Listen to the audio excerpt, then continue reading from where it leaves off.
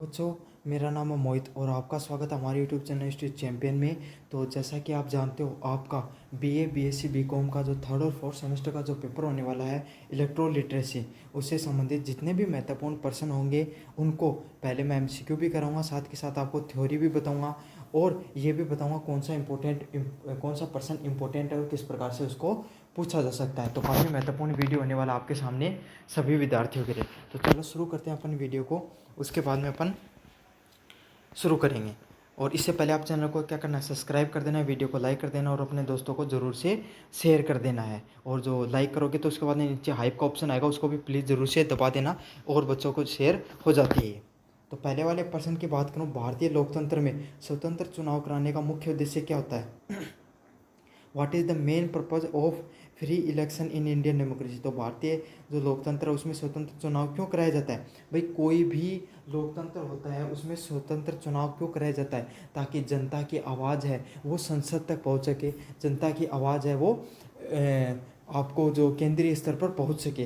किसके थ्रू पहुंचती है? हम अपने जो जनप्रतिनिधि एमएलए और एमपी है जिनको चुनते हैं उसके थ्रू वो आवाज़ है वो पहुंचती है, क्योंकि हर लोग तो वहाँ पर पहुंच नहीं सकते। तो उन सब के माध्यम से हम अपने अपने माध्यम से उन जनप्रतिनिधियों को भेजते हैं जो अपनी आवाज़ बनकर संसद में बैठते हैं और वहाँ पर अपनी आवाज़ पहुँचाते हैं विधायपालिका के पास। तो यही है, लोगों को अपने जनप्रतिनिधि को चुनने का अधिकार होता है। तो यही होता है जो भारतीय जो स्वतंत्र चुनाव कराने का ये उद्देश्य होता है कि लोग अपने जनप्रतिनिधियों को चुन सकें।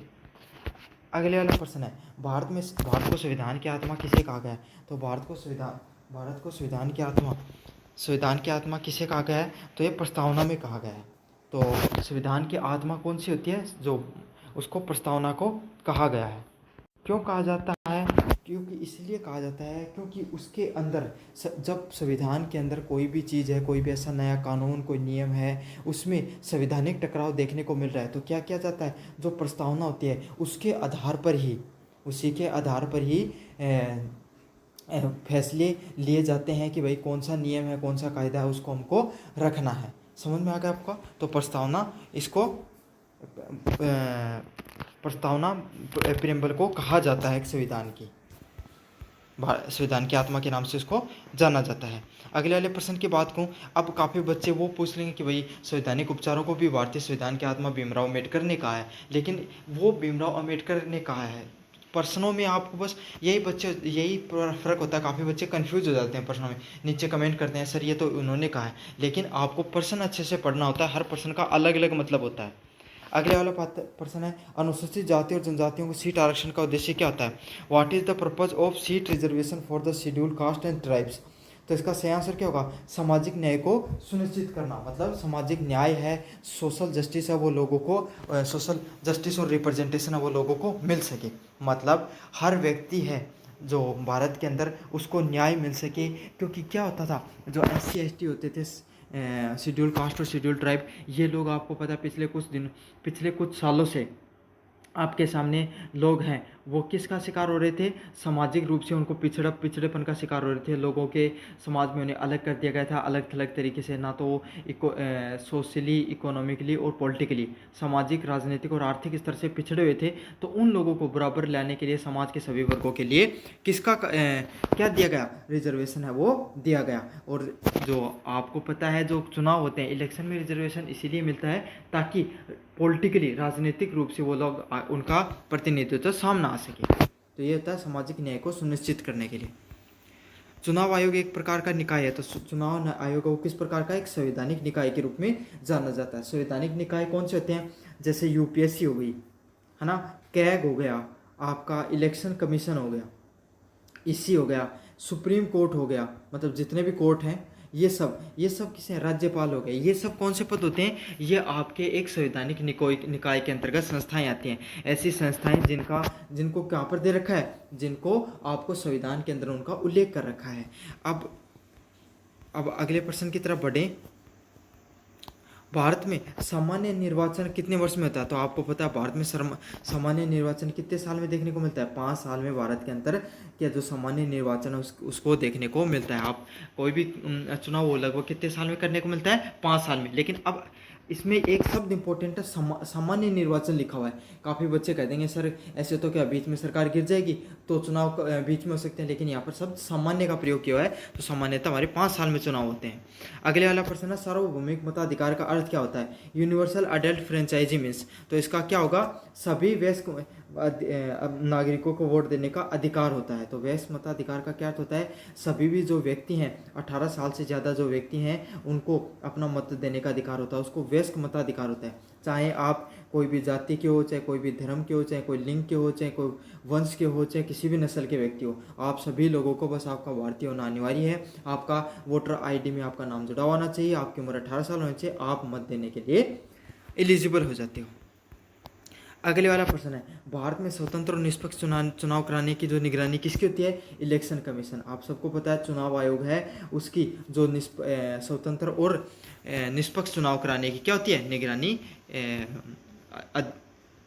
कराने का कार्य होता है। तो इसका सही आंसर क्या? ऑप्शन नंबर डी होगा। और किस अनुच्छेद में आपको इलेक्शन कमीशन चुनाव आयोग का उल्लेख किया गया, आपको ये जरूर से बताना है, और कौन से चुनाव के भाग में किया गया ये भी बता देना।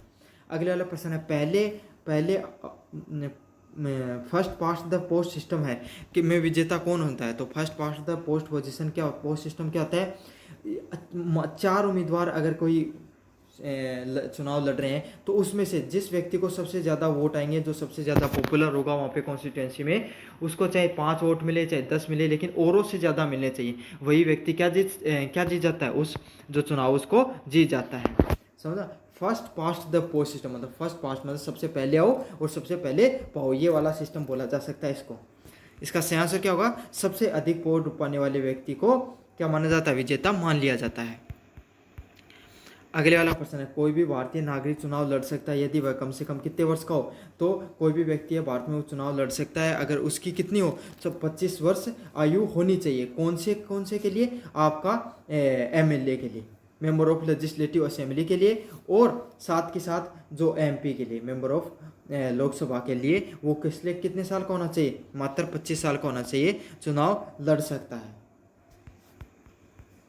भारत में आरक्षित निर्वाचित क्षेत्र किसके द्वारा तय किए जाते हैं? तो इसके बाद से आंसर हो पॉपुलेशन के आधार पे। तो भारत में जो निर्वाचित क्षेत्र है वो किसके आधार पे चुने जाते हैं?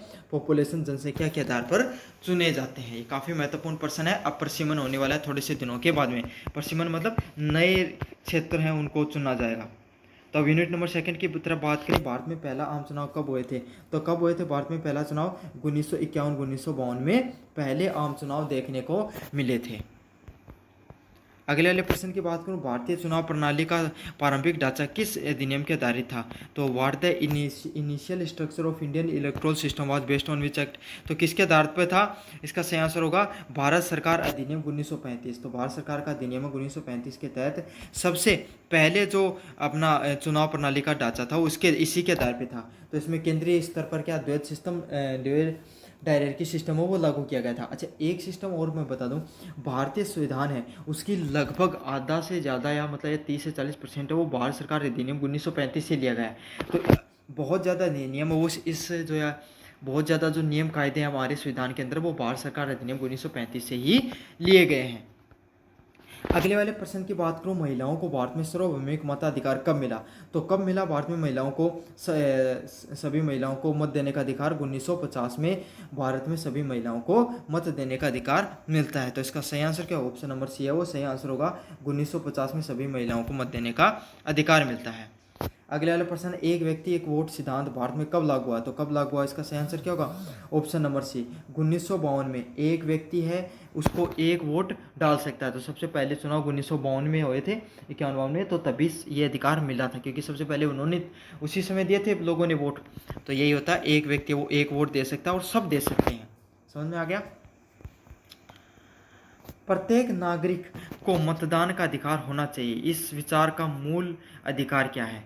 तो प्रत्येक नागरिक है उसको मतदान या मत देने का अधिकार होना चाहिए, इस विचार का मूल अधिकार किस चीज़ से जुड़ा हुआ है? The idea that every citizen must have a voting right is connected to which fundamental right? तो कौन से होता है? राइट टू इक्विटी, मतलब समानता का अधिकार से जुड़ा हुआ है। समझ में आ गया आपको? समानता का अधिकार है वो 14 से लेकर जो 18 तक जो आपको अधिकार देखने को मिलते हैं, स्वतंत्रता का समानता का अधिकार, उसमें ये अधिकार दिया गया है कि सभी व्यक्ति है वो अपने जो क्या कर सकते हैं, वोट दे सकते हैं। प्रत्येक व्यक्ति है बस उसका वोटर आईडी में उसका नाम होना चाहिए, उसको समानता के अधिकार के अंतर्गत वो आता है।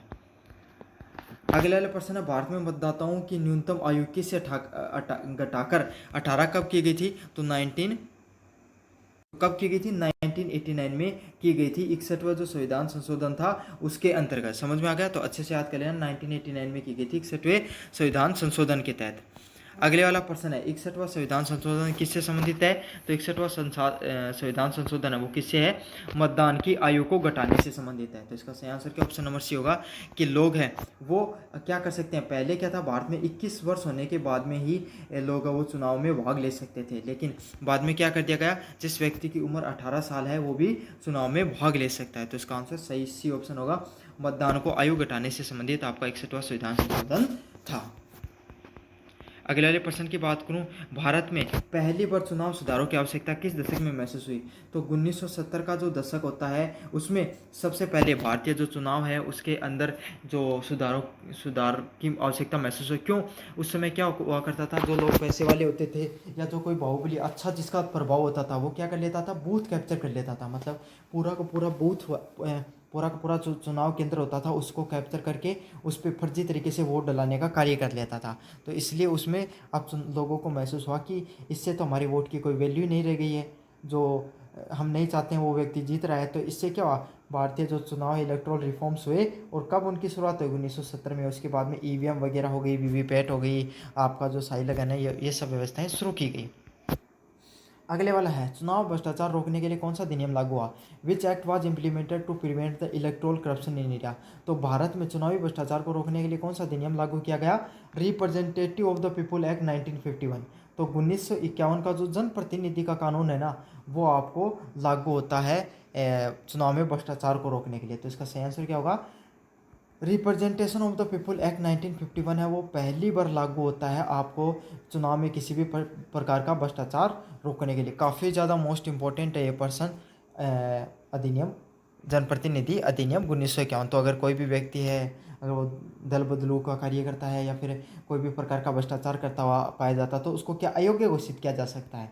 समझ में आ गया? ये पहली बार इस जनप्रतिनिधि अधिनियम 1951 के तहत शुरुआत होती है। अगले वाले प्रश्न है, भारत में स्वतंत्र और निष्पक्ष चुनाव कराने की आवश्यकता क्या थी? What is the primary need for conducting the free and fair election India? तो कोई भी चुनाव होता है भाई उसको निष्पक्ष स्वतंत्र चुनाव क्यों करवाने चाहिए? ताकि क्या हो, जनता की आवाज़ है जो जिन जनप्रतिनिधि के द्वारा वो चुनते हैं वो कहाँ तक पहुँच सके, आपके विधायी पालिका के पास पहुँच सके। क्योंकि विधायी पालिका ही होती है वो क्या करती है, लोगों के लिए नियम और कायदे बनाने का कार्य करती है। तो इसका सही आंसर क्या होगा? लोकतंत्र की रक्षा के लिए आपको स्वतंत्र और निष्पक्ष चुनाव कराने की आवश्यकता होती है।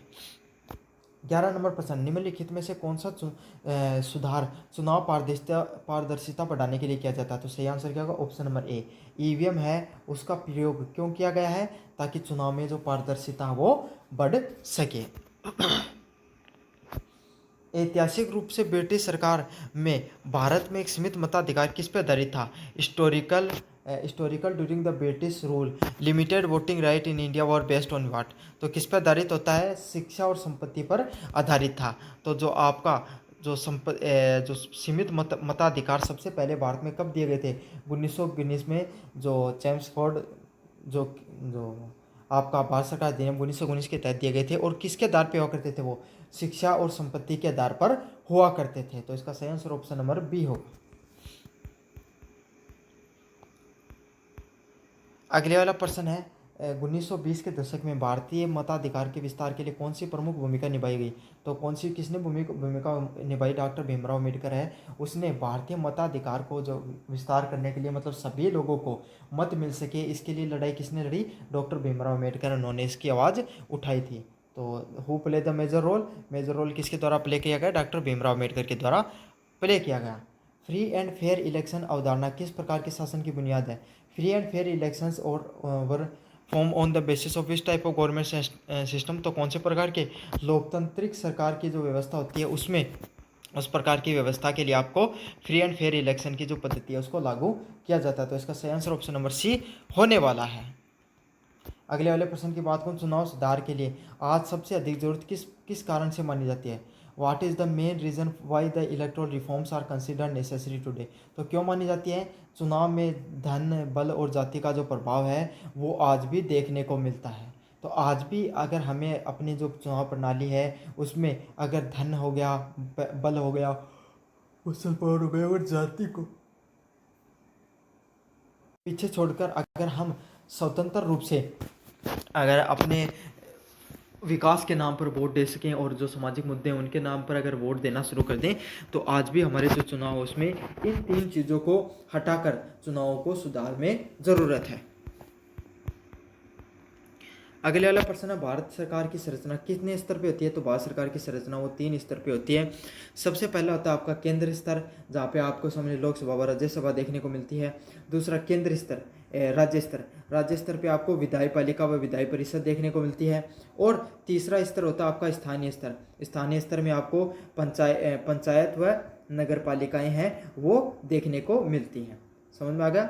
तो यही होता है, 3 स्तर होता है, केंद्र स्तर, राज्य स्तर और स्थानीय स्तर।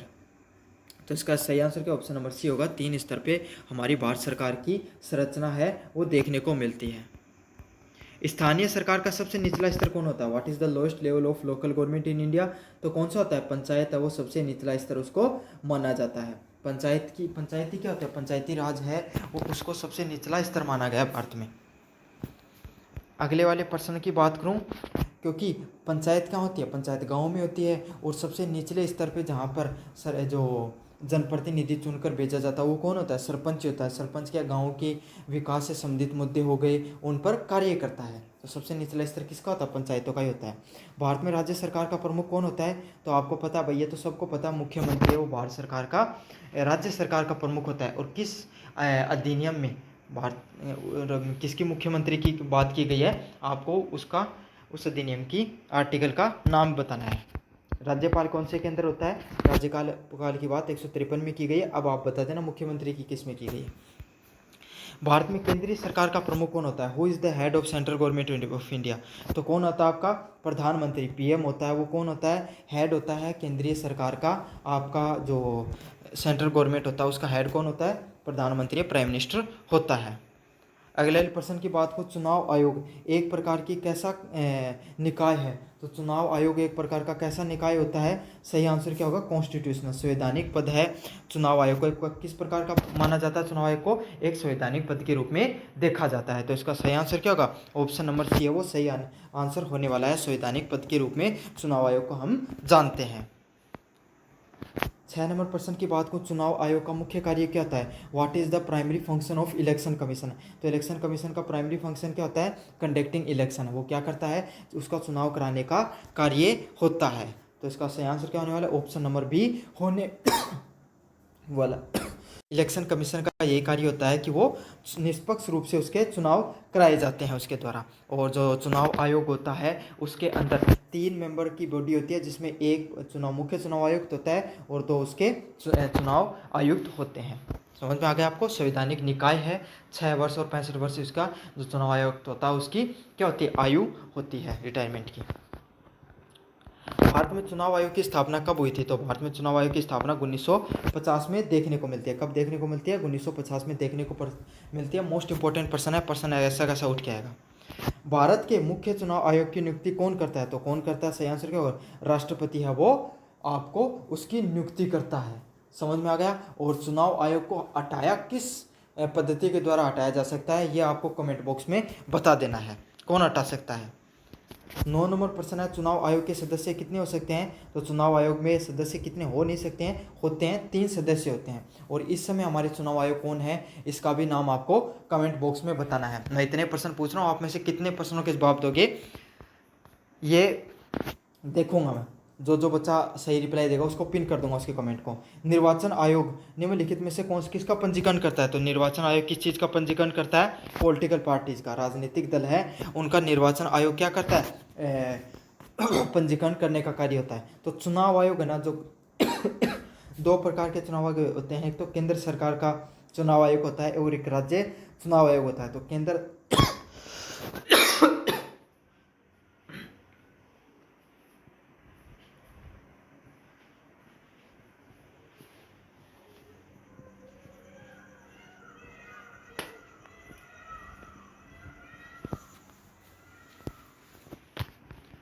केंद्रीय चुनाव आयोग होता है ना, उसका क्या कार्य होता है, उसको जो केंद्र होता है उसके अंदर आपको लोकसभा के और राज्यसभा के, राष्ट्रपति और उपराष्ट्रपति के, ये सब चुनाव कराने का कार्य किसका होता है, केंद्रीय चुनाव आयोग होता है, उसका होता है। साथ के साथ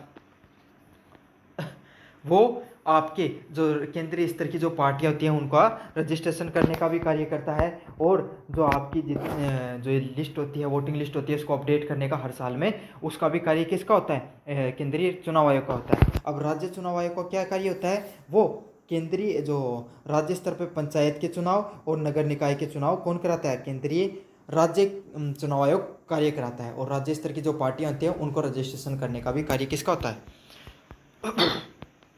भारत में मतदाता पंजीकरण वोटर रजिस्ट्रेशन के द्वारा नियंत्रित किया जा सकता है। Who control the voter registration process in India, तो कौन करता है, आपका चुनाव आयोग है वो वोटर रजिस्ट्रेशन करता है। तो ये तो आपको पता, ये तो सबको ही पता है कि पंजीकरण के लिए किस पे कौन करता है, चुनाव आयोग करता है। भारत में वोटर आईडी किस नाम से जाना जाता है, तो वोटर आईडी को किस नाम से जाना जाता है, electronic photo identity card, EPIC के नाम से जाना जाता है। समझ में आ गया, इलेक्ट्रोल फोटो आइडेंटिटी कार्ड। और पहले क्या हुआ करता था, पहले ये फ़ोटो नहीं होती थी, जो वोटर का आईडी कार्ड है उसमें फ़ोटो नहीं हुआ करती थी। फिर लोगों को महसूस हुआ कि भाई लोग क्या करते हैं, चुनाव आयोग को महसूस हुआ लोग जाते हैं और किसी और के नाम पर वोट देकर आ जाते हैं, कोई होता कौन है और उसकी जगह कोई भी वोट देकर आ जाता है, तो इसलिए फ़ोटो ऐड की गई ताकि पहचान हो सके, इसलिए इसका नाम रखा गया इलेक्ट्रोल फोटो आइडेंटिटी कार्ड। तो इसका सही आंसर ऑप्शन नंबर सी होने वाला है। किस मतदान की उम्र कम से कम कितनी होनी चाहिए, what is the minimum age to become the registered voter in India, तो कितनी होनी चाहिए आपकी एज, अगर आप भारत में चुनाव में भाग लेना चाहते हो तो आपकी आयु मिनिमम कितने वर्ष की होनी चाहिए, 18 वर्ष उसकी आयु होनी चाहिए। और यह 61वें संविधान संशोधन के तहत संशोधन किया गया था। पहले कितने वर्ष थी, 21 वर्ष थी। मतदान के में कम भागीदारी एक प्रमुख कारण हो सकता है, तो क्या हो सकता है, मतदान सूची में नाम न होना, name missing from the voter list, तो वोटर लिस्ट होती है उसमें नाम नहीं होना, ये क्या हो सकता है, आपको कम भागीदारी, क्योंकि नाम ही नहीं होगा तो वो लोग वोटिंग में भाग कैसे लेंगे। अगले वाला प्रश्न है, चुनाव आयोग मतदान सूची को कितनी बार अपडेट करता है, तो हर साल अपडेट करने का कार्य किसका होता है, चुनाव आयोग का कार्य होता है कि वो हर साल वोटर लिस्ट में जो कई लोग हैं जिनकी जो अब इस दुनिया में नई मृत्यु हो गई है, कई लोगों का जो नए जुड़ना चाहते हैं उनको अपडेट कर दिया जाता है। तो सही आंसर क्या होगा, प्रतिवर्ष अपडेट किया जाता है। काफ़ी मोस्ट इंपॉर्टेंट प्रश्न आ सकता है।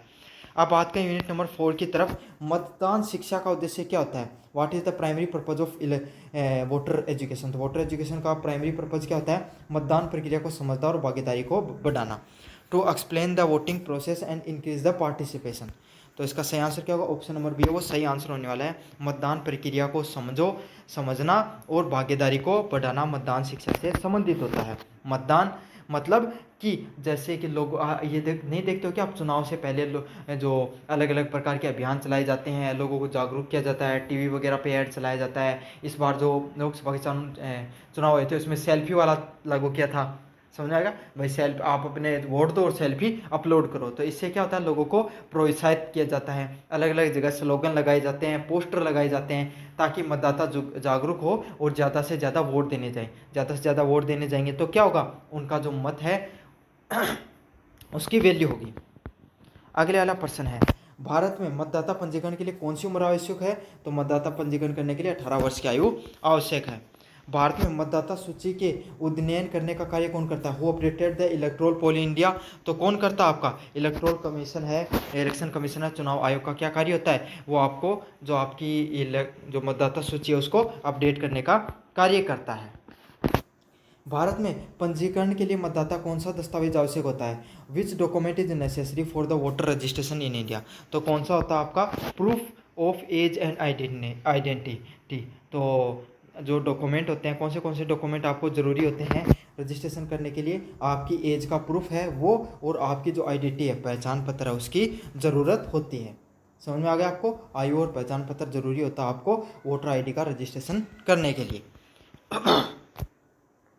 निम्नलिखित में से कौन सी बाधा भारत में मतदान भागीदारी को प्रभावित करती है, तो कौन सी करती है, राजनीतिक रूप से लोगों में जागरूकता भी होनी चाहिए, स्वशासन निवास स्थान में जो बदलाव है वो क्या अब लोग यहाँ से आपका रजिस्ट्रेशन आपके गांव से था लेकिन आप रहने लगे दूसरे शहर में, तो क्या होगा, आप वोट देने के लिए क्या होगा, अब इतनी दूर से आए ना आए, इस प्रकार की समस्या आती है।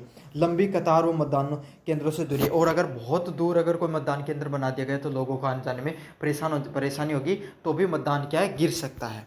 तो यही होता है कि सारे के सारे इनमें से जो तीनों के तीनों ऑप्शन है ये किससे, ये मतदान में बाधा हो सकती है इनसे।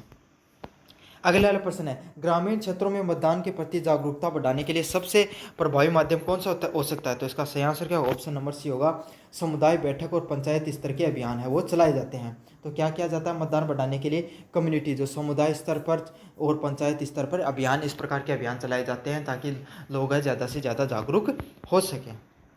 अगले वाला प्रश्न है, भारत में मतदान को अनिवार्य करने की क्या चुनौती होती है, तो संविधान में संशोधन की आवश्यकता, हर व्यक्ति को बाध्य करना कठिन है। क्यों, क्योंकि भाई भारत में अगर मतदान है उसको अनिवार्य करना चाहते हैं, मतलब हर व्यक्ति क्या हो, अनिवार्य रूप से वोट देना उसको जरूरी है, कानूनी अधिकार बना दिया। तो इसमें क्या होगा, सबसे बड़ी दिक्कत क्या आती है, ये स्वतंत्रता के अधिकार जो मौलिक अधिकार उसके खिलाफ हो जाएगी, एक तो ये चीज़। दूसरी, हर व्यक्ति को बाध्य करना कठिन है। भाई हर व्यक्ति को, अब कोई आदमी बीमार हो रखा है, अच्छी उसको गंभीर बीमारी हो गई, तो क्या वो मतदान जा सकेगा, नहीं जा सकता।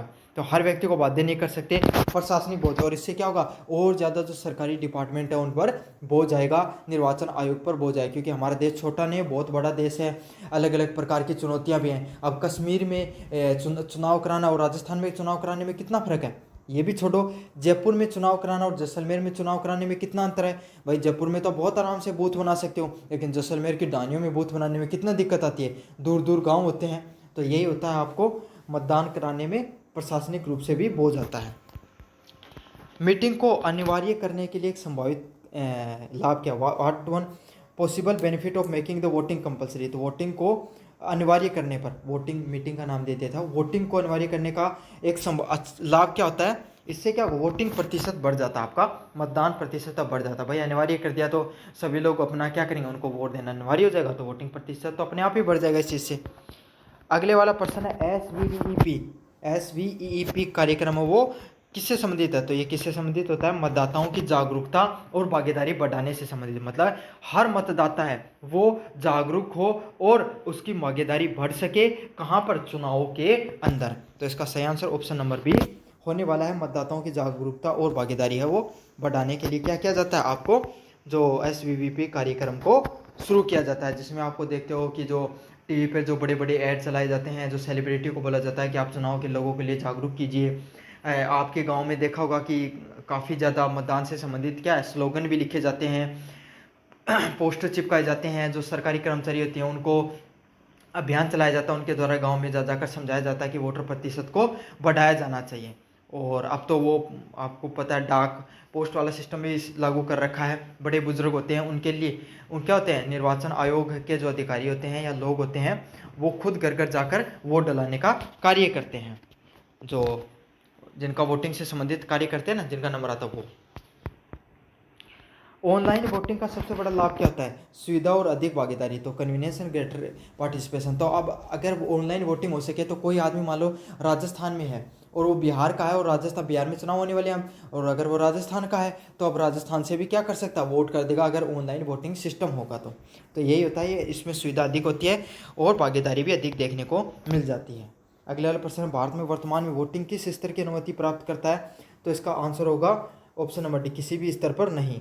तो ऑनलाइन वोटिंग किस स्तर पर अनुमति प्राप्त है, तो भारत में क्या ऑनलाइन वोटिंग करना, ऑनलाइन वोट देना क्या हमारे भारत में अलाउ है, बिल्कुल नहीं है। तो भारत में किसी भी स्तर में ऑनलाइन वोट देना आपका अलाउ नहीं होता। इसका ऑप्शन नंबर डी सही होने वाला है। अगले वाला प्रश्न है, ई गवर्नेंस का कौन सा पहलू ऑनलाइन वोटिंग से जुड़ा हुआ है, तो which aspects of e governance is linking to online voting, तो ऑनलाइन वोटिंग से संबंधित कौन सा आपका जुड़ा हुआ है, तो पारदर्शिता, मतलब अब ऑनलाइन वोटिंग हो रहा है तो उसमें हैकिंग वगैरह हो सकती है, कोई सिस्टम को हैक किया जा सकता है। दक्षता, एफिशिएंसी, मतलब एफिशिएंसी है वो भी, दक्षता भी बढ़ती है। अगले वाला तकनीक का उपयोग, टेक्नोलॉजी का भी उपयोग होता है, तो सारी की सारी चीज़ें वो इसमें होती हैं। और दूसरी बात, इसमें पारदर्शिता भी बन सकती है अगर सही से सिस्टम को लागू किया जा सके। समझ में आ गया आपको, तो पारदर्शिता, एफिशिएंसी और तकनीक का यूज कर सकते हैं, लेकिन सभी की सभी चीज़ें ऑनलाइन रूप से और इतने जिसमें इतनी पावर, इतना पैसा लगाओ, ये सब चीज़ें रहना मतलब ट्रांसपेरेंसी रहना बहुत ज़्यादा मुश्किल होती है, इसलिए भारत में नहीं लागू की जा रही है। भारत में तो लोग ईवीएम के भी खिलाफ हैं। मतदान जागरूकता के लिए कौन सी रणनीति सबसे प्रभावी हो सकती है? Which strategy can be most effective for the voter awareness? तो इसका सही आंसर क्या होगा? मशहूर हस्तियों के द्वारा अभियान चलाया जाता है। अब बड़े बड़े सेलिब्रिटी हैं, वो आपको समझाएंगे कि भाई वोट देना चाहिए, वो खुद वोट देकर आएंगे तो क्या होंगे, और लोग जो उनको देखकर प्रभावित होते हैं, उनको आइडियल मानते हैं, वो भी वोट देने के लिए जाएंगे। तो यही होता है आपको रणनीतिक रूप से सबसे महत्वपूर्ण प्रभाव यही हो सकता है। उसके अलावा आपको जो राजनीतिक रैलियाँ करना, तो राजनीतिक रैलियाँ करने से तो क्या होता है भाई, राजनेता को फायदा होगा।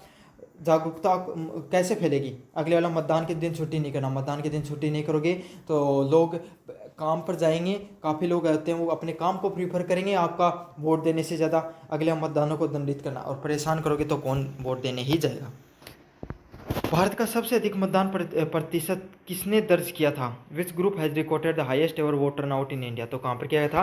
कहाँ पर किया जाता है? ग्रामीण महिलाएं। तो भारत में सबसे ज़्यादा वोट देने के लिए कौन जाता है? गांव की जो महिलाएं होती हैं वो सबसे ज़्यादा वोट देने जाती हैं। तो इसको अच्छे से याद करना है ना, महिलाओं का, और महिला और पुरुष का ऑप्शन आए तो उसमें महिलाओं को टिक करके आना है। महिलाएं भारत में ज़्यादातर चुनाव में सबसे ज़्यादा वोटिंग प्रतिशत होता है, और उसमें से भी कौन देती हैं? गाँव की महिलाएँ। अगले वाला प्रश्न है, मतदान सूची के नाम दर्ज कराना किस अधिकार के अंत है? आपका राइट टू वोट जो अधिकार होता है, उसके अधिकार के तहत, उस राइट के तहत आप अपनी मतदान सूची है उसमें वोटर लिस्ट में अपना नाम इनरोल करा सकते हो। तो ये था आपका इलेक्ट्रोल लिटरेसी से संबंधित, मैंने पूरा रिवीजन करा दिया आपको। और अधिक प्लेलिस्ट जो वीडियो देखना चाहते हो तो प्लेलिस्ट का लिंक डिस्क्रिप्शन में दे रखा है, और आपको वीडियो टेलीग्राम चैनल पे मिल जाएगी, वहाँ से जाकर देख लेना। धन्यवाद। हेलो बच्चों, मेरा नाम है मोहित और आपका स्वागत है हमारे यूट्यूब चैनल यूनिवर्सिटी चैंपियन में। तो जैसा कि आप जानते हो, आपका जो थर्ड सेमेस्टर का जो पेपर होता है बीएससी का इलेक्ट्रोल लिटरेसी, तो उससे संबंधित मैं आपके सामने महत्वपूर्ण प्रश्न लेकर आया हूँ जो एमसीक्यू बेस्ड एग्जाम होने वाला है। तो सबसे पहले अपन एग्जाम पैटर्न की बात करेंगे, फिर अपन जो जितने भी महत्वपूर्ण एमसीक्यूज हैं उनको भी क्लियर करेंगे। तो बहुत इंपॉर्टेंट क्लास होने वाली है ये, क्योंकि इस पेपर में आपका पास होना अनिवार्य, अगर नहीं होगे तो फिर अगले साल फिर से आपको देना होगा। तो शुरू करें, इससे पहले आपको क्या करना है, आपको वीडियो को लाइक कर देना है, चैनल को सब्सक्राइब कर देना है। तो जैसे कि आपको पता ही है, आपका वैल्यू एडेड का कोर्स होने वाला है, जब कितने नंबर का होगा? टोटल 50 नंबर का पेपर होगा। जो नॉन कॉलेज वाले विद्यार्थी हैं उनका, और रेगुलर वाले विद्यार्थी हैं उनका कितने नंबर का होगा? 40 नंबर का पेपर होगा। टोटल आपके मतलब 50 एमसीक्यूज आएंगे इसमें, और रेगुलर वालों के 40 एमसीक्यू देखने को मिलेंगे आपको। पास होने के लिए आपको कितने नंबर चाहिए? नॉन कॉलेज वालों को 20 नंबर चाहिए, और रेगुलर वालों को कितने नंबर चाहिए? 16 नंबर आपको पास होने के लिए चाहिए। और एक चीज़ और मैं बता देता हूँ, आपको जो आप गोले भरते हो उसमें आपको एक छोटी सी चीज़ों का ध्यान रखना है। 2 चीज़ें बता दूंगा उसमें। एक तो आप जब गोले भरते हो तब आप क्या गलती कर देते हो, जो पास में जो भरना होता है आपको ऑप्शन नंबर 2, और काफ़ी बार गोला आप ऑप्शन नंबर 3 का भर देते हो। काफ़ी बार ये भी गलती करते हो, आप पेपर में इतने लीन हो जाते हो कि आपके पास गोले भरने का भी टाइम नहीं रहता है। तो इन सब चीज़ों को, ऐसी गलतियों से आपको बचना है, समय का सही से प्रबंधन करना, और समय पर अपना पेपर करके अच्छे से गोले भर देना, और ध्यानपूर्वक गोलों को भरना आपको। एक चीज़ और लास्ट वाली मैं आपको बता दूं इसके अंदर, जिसका आपको ध्यान रखना है, वो है कि नहीं वाला जब पर्सन आता है तो अपन क्या करते हैं, उस नई वाले पर्सन को इग्नोर कर देते हैं और नॉर्मल पर्सन समझकर उसको सोल्व कर देते हैं। तो गलती हो जाती है और वो पर्सन गलत हो जाता है, आते हुए भी गलत हो जाता है। तो ऐसी गलतियां नहीं करनी है, आपको ध्यानपूर्वक अपना पेपर वो करके आना है। तो चलो शुरू करते हैं अपन। इसमें मैं आपको यूनिट फर्स्ट क्लियर कराऊंगा, यूनिट सेकंड, यूनिट थर्ड और यूनिट फोर्थ, चारों के चारों यूनिट आपकी सोल्व करवाने वाला हूं इसके अंदर। तो चलो शुरू करते हैं अपन। पहला, भारतीय संविधान का दर्शन, ये टॉपिक है आपका यूनिट फर्स्ट का। इससे संबंधित अपन एमसीक्यूज को सोल्व करेंगे। सबसे पहला प्रश्न है, भारतीय संविधान का प्रमुख उद्देश्य क्या है? तो भारतीय संविधान है, उसका प्रमुख उद्देश्य क्या होता है? भारत के अंदर या कोई भी देश का संविधान होता है, उसका मुख्य उद्देश्य क्या होता है? उस देश में लोकतांत्रिक परंपरा को स्थापित करना। तो कोई भी संविधान है, चाहे दुनिया का अमेरिका का हो, चाहे ब्रिटेन का हो, चाहे भारत का हो, फ्रांस का हो, कहीं का भी हो, उस संविधान का यही उद्देश्य होता है कि वो उस देश में लोकतांत्रिक परंपरा है, शासन प्रणाली, उसको लागू करता है। अब संविधान होता क्या है? संविधान होता है कुछ नीतियां और कानून बनाए जाते हैं जो वहाँ के रहने वाले लोग हैं उनके लिए, या फिर बाहर से जो भी लोग आते हैं उनके लिए, कि वो उन नीतियों, कानून और जो नीतिगत तरीके से जो एक संवैधानिक ढांचा तैयार किया जाता है उस हिसाब से, ताकि लोग अच्छे से चल सकें, ताकि जो समाज है और देश है वो अच्छे से प्रगति कर सके। उसी चीज को क्या बोला जाता है? संविधान बोला जाता है। 2 नंबर प्रश्न है, संविधान की प्रस्तावना में से कौन कौन से मूल तत्व होते हैं? तो संविधान की प्रस्तावना में इनमें से कौन से मूल तत्व हैं? तो संप्रभुता, समाजवाद, धर्मनिरपेक्षता, लोकतंत्र व गणराज्य। ये सभी के सभी जो शब्द हैं वो अपने संविधान के अंदर आपको देखने को मिलते हैं, वो भी किसके अंदर? संविधान की प्रस्तावना के अंदर। तो अब आपको ये बताना है कमेंट बॉक्स में प्रस्तावना कौन से देश से ली गई है। तो इसे यहाँ इस प्रश्न का सही आंसर क्या होगा? ऑप्शन नंबर बी से होगा।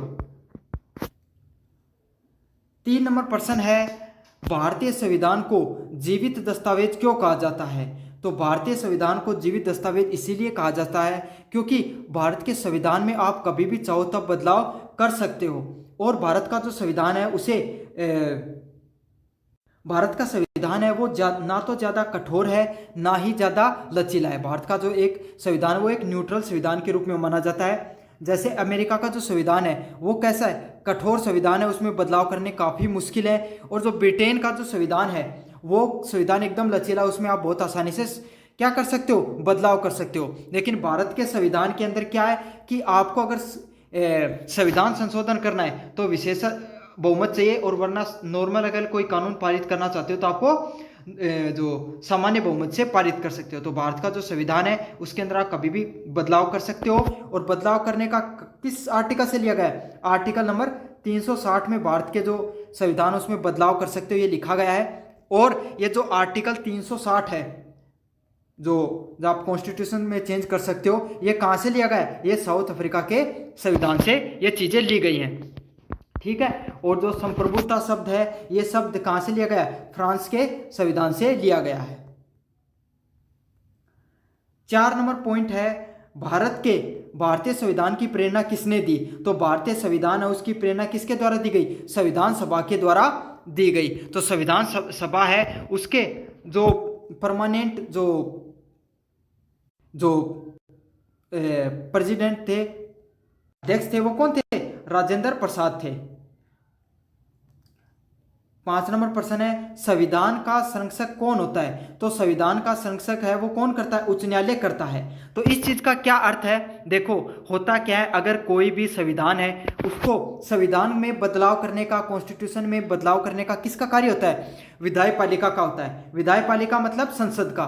तो संसद चाहे तो क्या कर सकती है? कानून पारित करके संविधान में बदलाव कर सकती है। लेकिन उस संविधान में जो बदलाव हुआ है वो नीतिगत है या फिर एक अवैध है, ये जनता के लिए अच्छा है या जनता के लिए अच्छा नहीं है, इस चीज की समीक्षा कौन करता है? उच्च न्यायालय समीक्षा करता है। तो उच्च न्यायालय के पास ये शक्ति रहती है कि वो चाहे तो आपका जो संविधान है, जो कानून बनाया गया, संविधान संशोधन किया गया कानून बनाया गया विधायपालिका के द्वारा, उसको अवैध भी घोषित कर सकता है, ठीक है। उसको अवैध भी घोषित कर सकता है विधायपालिका के द्वारा बनाया गया कोई भी कानून को। तो इसका सही आंसर क्या होगा? ऑप्शन नंबर सी होगा।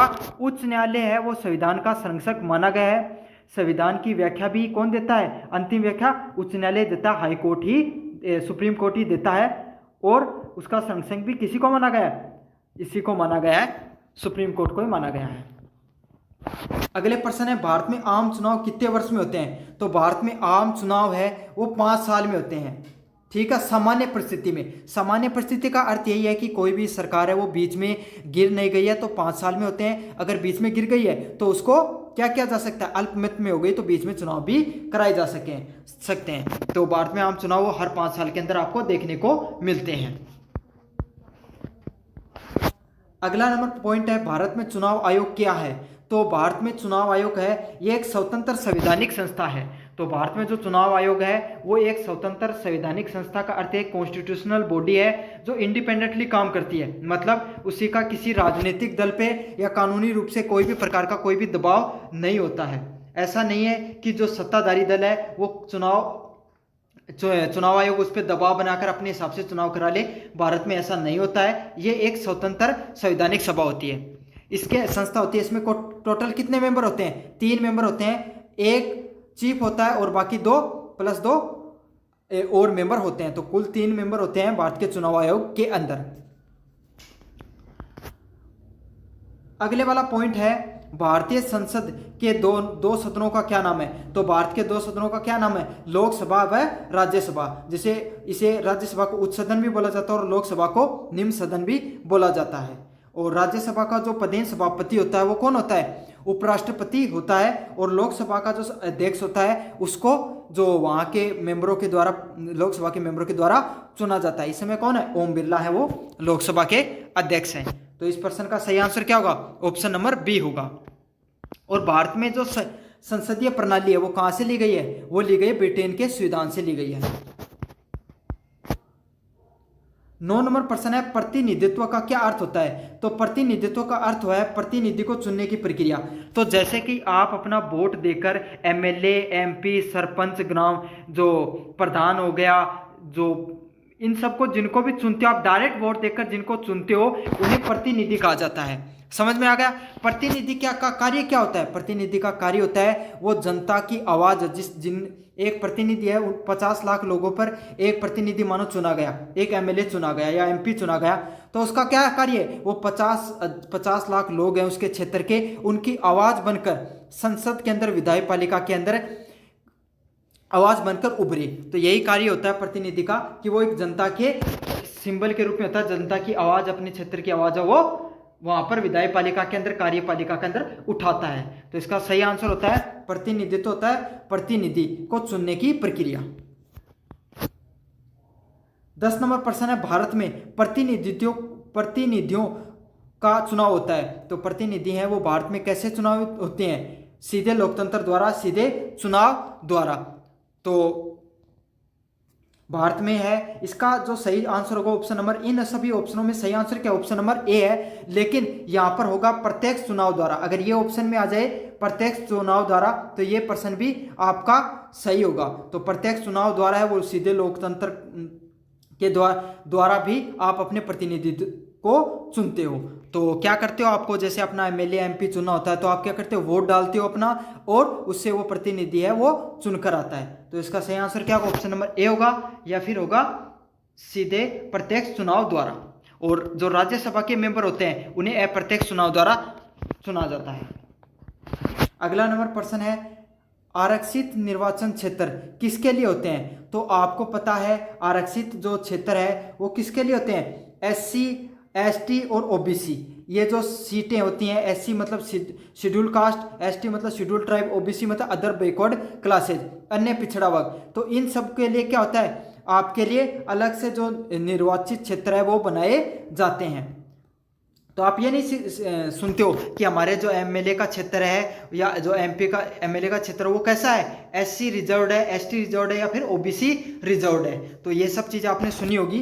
तो ये वही चीज है, आरक्षित निर्वाचन क्षेत्र से संबंधित है। 12 नंबर प्रश्न है निर्वाचन क्षेत्र किसे कहते हैं। तो निर्वाचन क्षेत्र वही होता है जहां से कोई उम्मीदवार चुनाव लड़ता है। तो निर्वाचन क्षेत्र वही होता है जो आप बताइए कि आप कौन से निर्वाचन क्षेत्र से हो, कहां से आप देख रहे हो। तो आपका जो विधानसभा क्षेत्र हो गया या फिर जो आपका विधानसभा क्षेत्र हो गया वो क्या होता है, आपके उम्मीदवार को जहां से चुनाव लड़ता है, एमएलए या एमपी जहां से चुनाव लड़ते हैं वो क्या होता है, आपका निर्वाचन क्षेत्र होता है जो लड़ता है उसके लिए।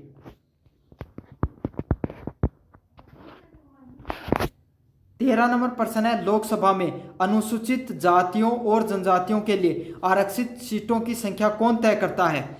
तो कितनी प्रकार की सीटें हैं वो अनुसूचित जाति और जनजाति, एससी और एसटी के लिए कितनी सीटें हैं वो कहां पर आरक्षित होंगी, यह किसके द्वारा तय किया जाता है, प्रसिमन आयोग के द्वारा तय किया जाता है। तो प्रसिमन आयोग बनता है जो अब बनने वाला है थोड़े दिनों में, ठीक है, जिसका कार्य क्या होता है, वो जनसंख्या का निर्धारण करके ये तय करता है कि अब जो जनसंख्या वो बढ़ गई है तो हमें सीटों को बढ़ाना चाहिए, एससी की जनसंख्या यहाँ पर ज्यादा है, एसटी की यहाँ पर ज्यादा है, तो उस हिसाब से क्या कर दिया जाता है, वहां पर एससी, एसटी और ओबीसी है उनके लिए निर्वाचन क्षेत्र को संरक्षित कर दिया जाता है।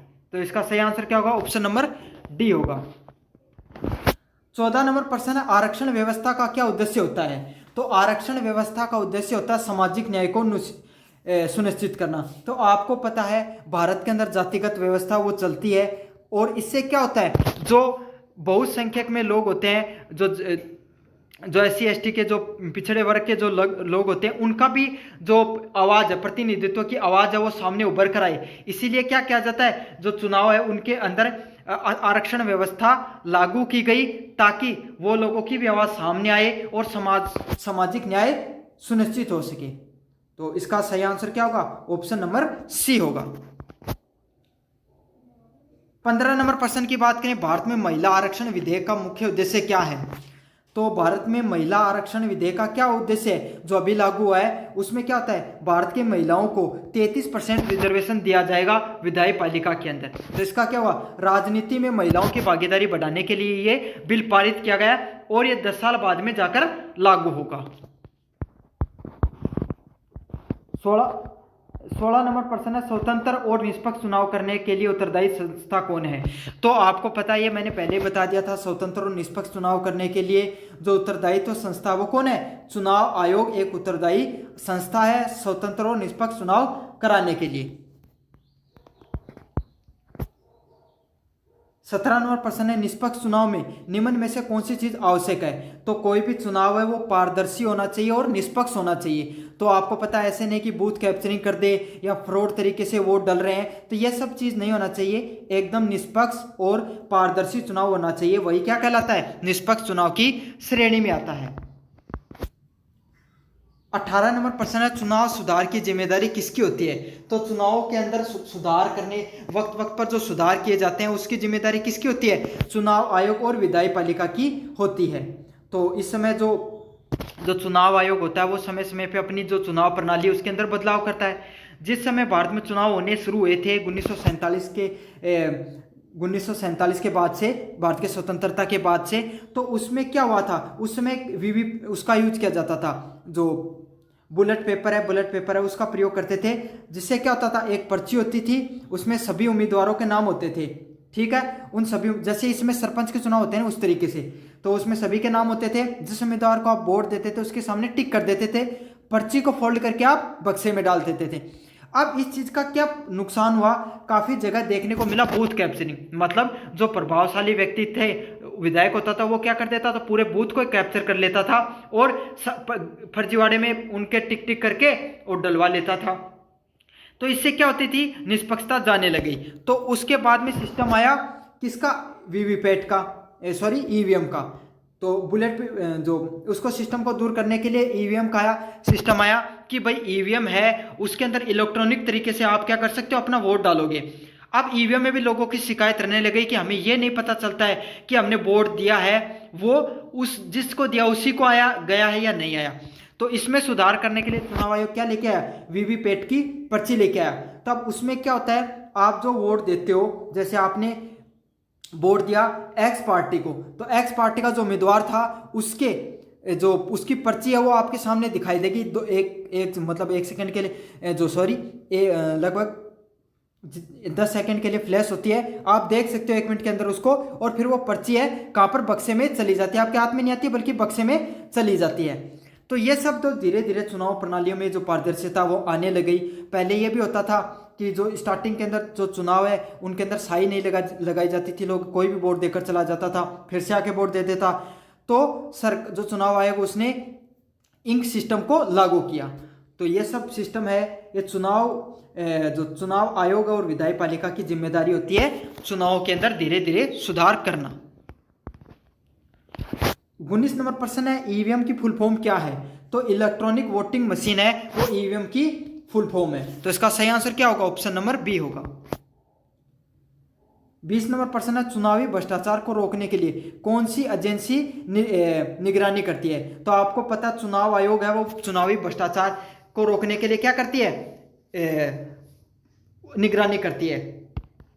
आपको पता है जैसे चुनाव शुरू होते हैं उससे पहले, चुनाव शुरू होने से पहले क्या लग जाती है, आचार संहिता लग जाती है। अब आचार संहिता लगने से क्या होता है, आचार संहिता लगने के बाद में कोई भी ज़्यादा पैसा आप नहीं लेके जा सकते, दारू बहुत ज़्यादा स्टॉक पे नहीं ले जा सकते, जिनका आपके पास सब चीज़ों का जीएसटी का बिल वगैरह होना चाहिए। तो समय पर हर जगह जहाँ पे नाकाबंदी लगा दी जाती है, चेकिंग होती है, जो इंटर स्टेट रिलेटेड डिस्ट्रिक्ट होते हैं वहाँ पर, तो तो और जो सारा कंट्रोल है वो किसके हाथ में आ जाता है, निर्वाचन आयोग के हाथ में आ जाता है। उस समय निर्वाचन आयोग इतना शक्तिशाली होता है, वह सारे डीएसपी हो गए, अधिकारी हो गए जो बड़े बड़े, सबको बदल देता है। तो उस समय चुनावों के समय जिसमें चुनाव चलते हैं, आचार संहिता लगती है, उसमें सबसे शक्तिशाली व्यक्ति कौन होता है, चुनाव आयोग ही सबसे शक्तिशाली होता है। अगर चुनाव आयोग चाहे तो प्रधानमंत्री की सदस्यता भी रद्द कर सकता है। 21 नंबर प्रश्न है, सार्वभौमिक वैश्य मताधिकार क्या क्या अर्थ है। तो सार्वभौमिक वैश्य मताधिकार का वोट क्या है, मताधिकार का क्या अर्थ है कि 18 साल से ज्यादा बड़े जितने भी व्यक्ति हैं वो वोट दे सकते हैं। ठीक है, चाहे महिला हो, चाहे पुरुष हो, चाहे ट्रांसजेंडर हो, चाहे बूढ़ा हो, चाहे बुजुर्ग हो, 18 साल से प्लस होना चाहिए, भारत का नागरिक होना चाहिए, तो वो क्या दे सकता है, वोट दे सकता है, और उसका वोटर आईडी में नाम जुड़ा हुआ होना चाहिए। तो 21 नंबर प्रश्न का सही आंसर क्या होगा, ऑप्शन नंबर सी होगा। 22 नंबर प्रश्न की बात करें, कौन संविधान संशोधन मतदान के लिए न्यूनतम आयु 21 से हटाकर 18 वर्ष कर दी। तो कौन सा संविधान संशोधन के अंतर्गत की गई थी, तो 61वां जो संविधान संशोधन हुआ था उसके अंदर जो निर्वाचन जो मतदान की आयु है वो 21 साल से हटाकर 18 साल कर दी गई थी। 23 नंबर प्रश्न है, भारत में चुनाव लड़ने की न्यूनतम आयु क्या है।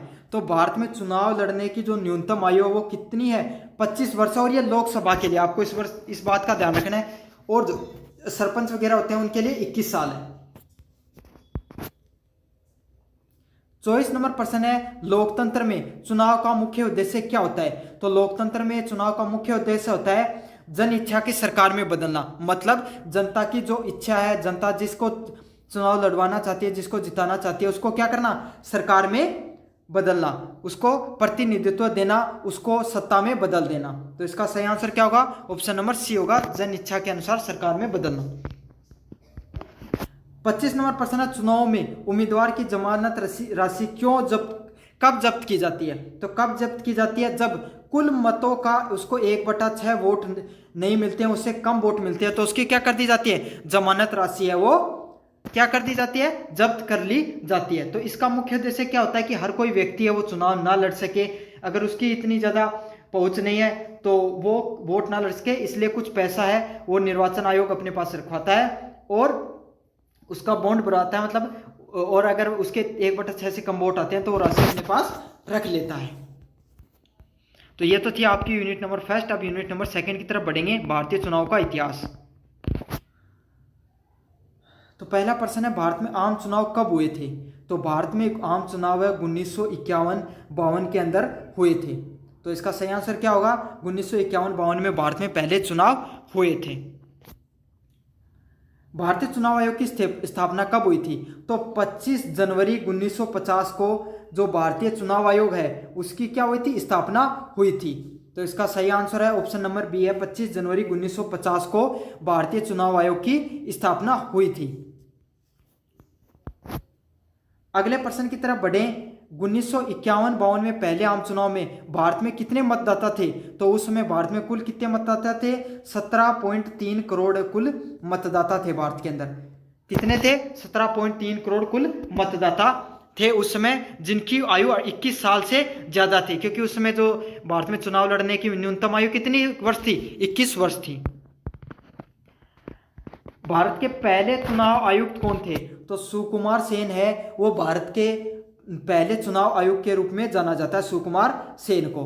तो इस प्रश्न का सही आंसर क्या होगा, ऑप्शन नंबर बी होगा, सुकुमार सेन है वो भारत के पहले चुनाव आयुक्त हुए हैं।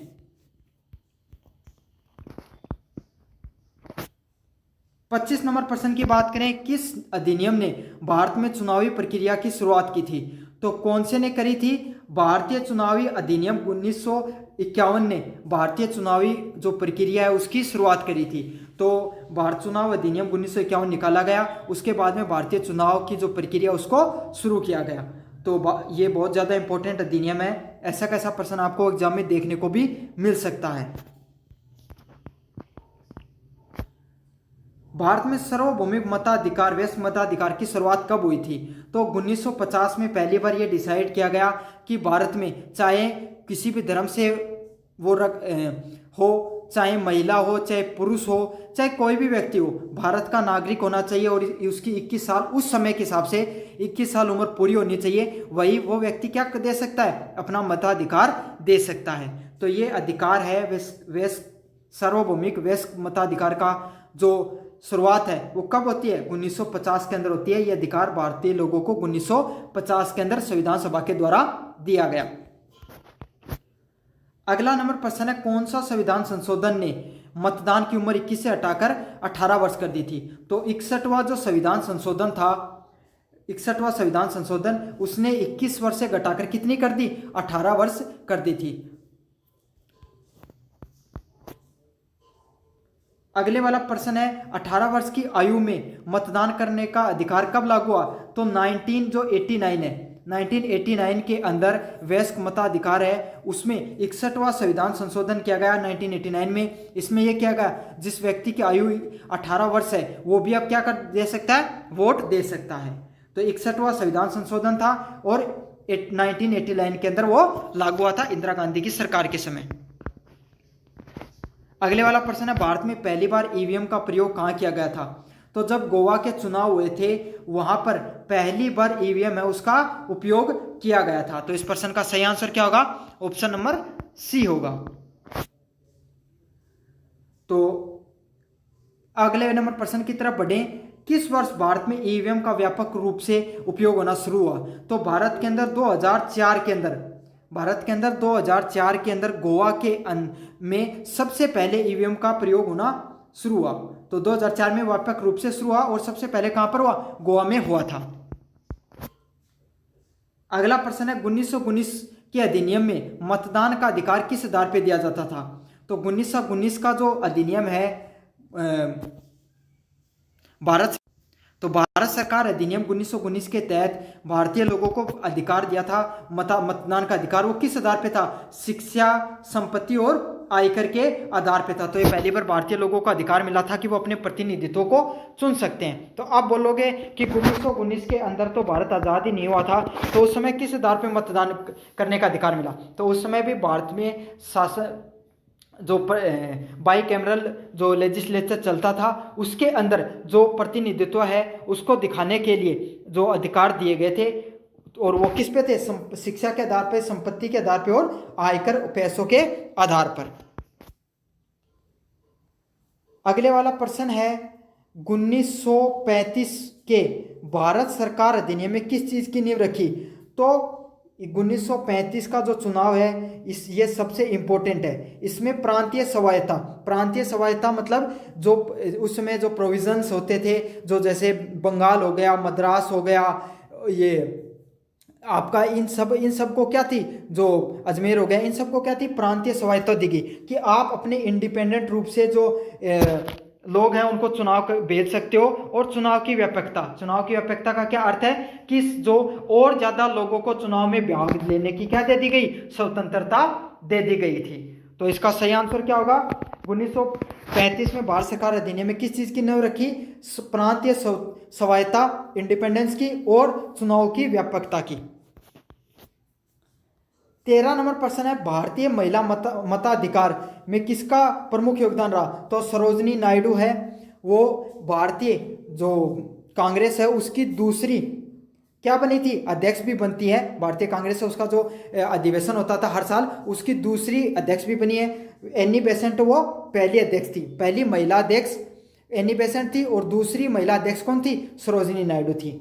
और रुक्मिणी लक्ष्मी पंथी भी थी। तो इन तीनों का क्या था, भारत में महिलाओं को मताधिकार दिलाने का इन लोगों ने आवाज उठाई, इन महिलाओं ने आवाज उठाई और संविधान सभा ने इनकी बातों को सुना और महिलाओं को भारत में मताधिकार मिलने का क्या मिला, अधिकार मिला कि वो महिलाएं भी भारत में मत दे सकती हैं।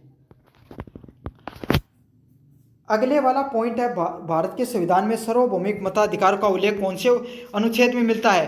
तो अनुच्छेद नंबर 326 है, उसके अंदर भारत के जो संविधान में भारत के जो नागरिक हैं, सभी नागरिकों को सार्वभौमिक मताधिकार करने का आपको क्या मिलता है, हक मिलता है। तो ये प्रश्न बहुत ज़्यादा मोस्ट इम्पोर्टेंट है, इस प्रश्न को आप अच्छे से याद करके चले जाना। आर्टिकल नंबर 226 के तहत भारत के सभी लोगों को वयस्क मताधिकार करने का अधिकार मिलता है। 15 नंबर प्रश्न है, निम्नलिखित में से किसने कहा था वोट देना सिर्फ अधिकार ही नहीं बल्कि जिम्मेदारी भी है? तो ये अब्दुल कलाम ने ये बात कही थी। उन्होंने कहा था कि वोट सिर्फ हमें ऐसे नहीं कि जिसको मन में आ गया उसको दे दिया, बल्कि ये जिम्मेदारी है हर नागरिक की कि वो सही प्रतिनिधि को चुने, ताकि वो क्या हो सके, आप अपने एक अच्छा प्रतिनिधि चुनोगे तो उससे क्षेत्र का विकास होगा, आपकी आवाज़ है वो संसद में गूंजेगी और इससे हर व्यक्ति को ऊपर से लेकर नीचे तबके सभी तबकों को क्या होगा, फायदा होगा। तो ये बहुत जरूरी है जब आप वोट देने जाओ, अपना वोट दो तो किसको दे रहे हो, आप किस बेस पे दे रहे हो, क्या जाति के आधार पे दे रहे हो, धर्म के आधार पे दे रहे हो या फिर विकास के आधार पे दे रहे हो? दोनों में बहुत अंतर है। आपको विकास को हमेशा चुनना चाहिए, क्योंकि जब आप बात करते हो विकास की तो हम सब विकास की बातें बहुत करते हैं, लेकिन वोट देने जाते हैं तो किसके आधार पे दे देते हैं, जाति, पैसे या फिर बाहुबली के आधार पे दे देते हैं। तो ऐसा नहीं करना चाहिए। हमें, हमारी नैतिक जिम्मेदारी है कि हम एक अच्छा प्रतिनिधित्व भी चुने। तो इसका सही आंसर क्या होगा? Option number C. Abdul Kalam ने कहा था कि वोट देना सिर्फ अधिकार ही नहीं बल्कि हमारी नैतिक जिम्मेदारी भी है। 16 नंबर प्रश्न है, स्वतंत्र और निष्पक्ष चुनाव लोकतंत्र के लिए क्यों आवश्यक होते हैं? तो मैंने प्रश्न पहले भी कराया था, ताकि जनता की जो इच्छाएं हैं, जनता की जो भावना है, जनता का जो हक है, वो उसकी अभिव्यक्ति लोगों को मिल सके। मतलब ये कि जो जनता है वो चाहती है कि हमारे क्षेत्र से ये व्यक्ति चुनकर जाए, ये अच्छा व्यक्ति है, ये हमारी आवाज़ है, वो बहुत अच्छे से उसका विधायक पालिका के अंदर रखेगा। तो यही होता है स्वतंत्र और निष्पक्ष चुनाव की, यही होता है कि जनता की अच्छी इच्छा है और अभिव्यक्ति है वो अच्छे से संसद के अंदर गूंज सके। चुनाव आयोग को स्वतंत्र क्यों होना चाहिए? चुनाव आयोग को स्वतंत्र ऐसा होना चाहिए ताकि वो निष्पक्ष चुनाव कर सके और जो जनता की जो इच्छा है, भावना है, वो सही तरीके से, निष्पक्ष तरीके से सामने आ सके कि वो किसको बहुमत देना चाहते हैं, किसको अपना समर्थन देना चाहते हो। अगर गलत तरीके से, फ्रॉड तरीके से अगर चुनाव कराए जाएंगे तो जनता की आवाज़ है वो सही तरीके से सामने नहीं आएगा और इसका क्या होगा, जनता आक्रोशित हो जाएगी और विद्रोह देखने को मिलेंगे, आंदोलन देखने को मिलेंगे। तो यही है, चुनाव आयोग को स्वतंत्र चुनाव इसलिए कराने चाहिए ताकि निष्पक्ष चुनाव हो सके।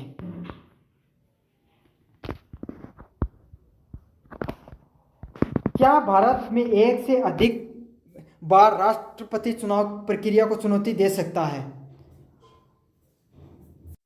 तो इसका सही आंसर क्या होगा? बिल्कुल दे सकता है। वो अपनी एक से अधिक बार राष्ट्रपति है, वो चुनाव प्रणाली है, उसको क्या दे सकता है, चुनौती दे सकता है। और यही जो राष्ट्रपति है, उपराष्ट्रपति, इनकी चुनावी प्रणाली से संबंधित अगर कोई समस्या आती है, कोई फ्रॉड देखने को मिलता है तो उसको कौन देखता है? सुप्रीम कोर्ट देखता है, उसी को अधिकार होता है। और वो एक से अधिक बार भी राष्ट्रपति चाहे तो चुनाव प्रणाली को जांच करवा सकता है, लेकिन कब करवाएगा? जब उसे लगे कि जो चुनावी प्रणाली है वो निष्पक्ष तरीके से नहीं हुई है। तो इसका सही आंसर क्या होगा? ऑप्शन नंबर बी होगा। 19 नंबर प्रश्न है, चुनाव में धनबल, बाहुबल और जातिवाद क्या दिखाता है? तो अगर कोई चुनाव है उसके अंदर धनबल, पैसे का बहुत ज़्यादा उपयोग हो रहा है, बाहुबल, मतलब शक्ति का प्रयोग करके बूथ कैप्चरिंग वगैरह करा के लोगों को डराकर अगर चुनाव कराया जा रहा है, जातिवाद के आधार पर चुनाव हो रहा है, तो ये क्या चीज़ दिखाते हैं? ये चीज़ दिखाती हैं कि चुनाव प्रक्रिया, उसमें किसकी जरूरत है? सुधार की आवश्यकता है। तो अब धीरे धीरे सरकार ने या चुनाव आयोग ने क्या किया है? कुछ बदलाव करने का प्रयोग किया है। जैसे कि अब कोई भी व्यक्ति है, अगर उसके द्वारा कोई भी कि उसके पास कितने क्रिमिनल रिकॉर्ड है, उसके ऊपर पहले से कितने क्रिमिनल रिकॉर्ड केस लगे हुए, ये आप उस चुनाव आयोग की वेबसाइट पे जाकर देख सकते हो उस कैंडिडेट के। साथ के साथ अगर कहाँ पर कोई भी व्यक्ति पैसा देता हुआ या कुछ चीज़ें बांटता हुआ पकड़ा जाए आचार संहिता के समय, आपको ऐसा पता चले, तो एक बाकायदा एक पोर्टल लॉन्च करता है चुनाव आयोग। उसमें आप शिकायत कर सकते हो, स्क्रीनशॉट भेज सकते हो, वीडियो भेज सकते हो या फिर आप फोटो भेज सकते हो। अगर ऐसा होता है तो चुनाव आयोग की बाकायदा एक टीम लगती है आपके क्षेत्र में, वो वहाँ पर पहुँचती है और उसकी पूर्ण जाँच करती है। तो यही चीज़ें हैं।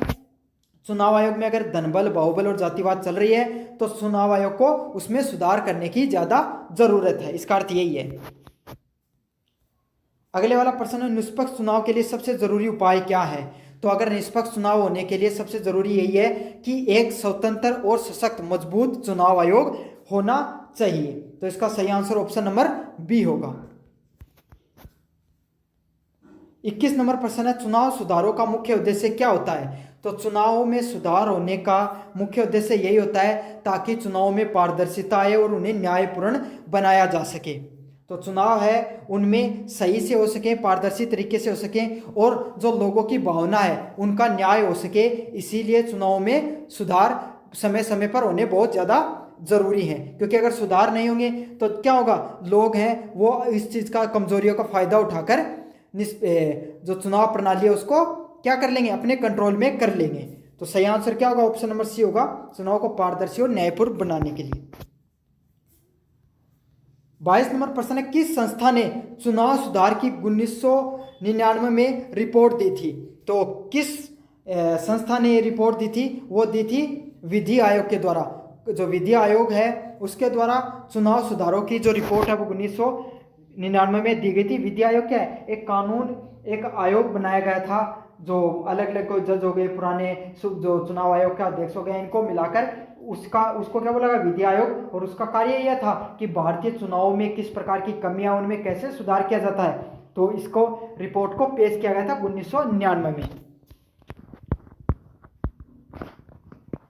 23 नंबर प्रश्न है, चुनाव में अपराधियों की भागीदारिता पर रोक किस सुधार की मांग है?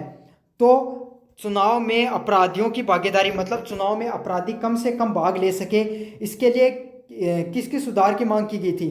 तो दागी उम्मीदवारों उन पे प्रतिबंध। दागी मतलब जो जिन पे केस वगैरह लगा हुआ है या बहुत सीरियस केस लगा हो, उनको क्या कर देना चाहिए, प्रतिबंध कर देना चाहिए, उन्हें चुनाव लड़ने से रोक देना चाहिए। तो इसका सही आंसर क्या होगा, ऑप्शन नंबर सी होगा।